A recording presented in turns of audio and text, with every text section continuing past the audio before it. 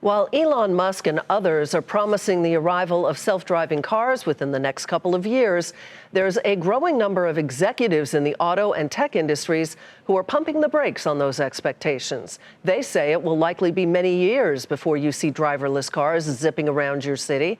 LeBeau has more. From autonomous minivans in Arizona to self-driving cars on the streets of San Francisco, the auto and tech industries are getting close to putting driverless cars out on the road in large numbers. But experts say, slow down. They're not ready for prime time yet.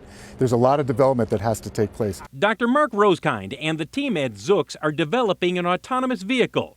But at a safety summit in California focused on self-driving vehicles, he and others admit the technology still has a ways to go.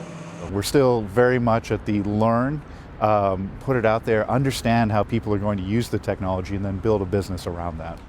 Urmson's company, Aurora, which develops autonomous vehicle technology, says the potential benefits for freight companies, meal or package delivery firms, even rideshare operators is enormous but still unproven.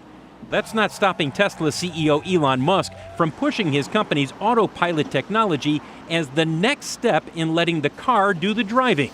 But fender benders and close calls with driverless Teslas has some wondering if the public is ready to accept this move. The public's going to have to trust these. If we don't have new safety metrics, transparency, and experience with people, we're just not going to see the widespread adoption that's going to make this truly transformative. Which brings us back to Chris Urmson.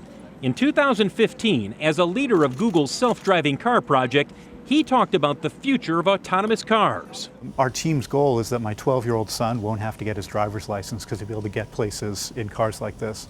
4 years later, Urmson says this. He turned 16 about 2 weeks ago, and so he can get his driver's license.